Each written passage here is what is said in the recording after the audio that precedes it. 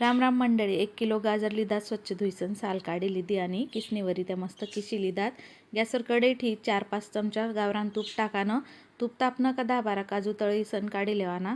त्याच तूपमा आपण गाजरना किस टाकीसन 5-7 मिनटं परताई लेवाना मध्यम आचवर. एनामा अर्धा कप दूध आणि अर्धा ते पाऊण कप दूधवरी साय टाकी लेवानी आणि चांगलं मिक्स करीसन परताई लेवानं झाकण ठेसन 5-10 मिनटं शिजाड लेवाना लो फ्लेमवर. त्यानंतर परत परतावानं 10-15 मिनटं लो फ्लेमवर आणि मस्त मस्त साखर टाकानी अर्धा कप आणि परतावानं आखो 2-3 चमचा गावरान तूप टाकानं मस्त परतावानं चांगलं तूप सुटेपर्यंत हा हलवा परताई लेवाना.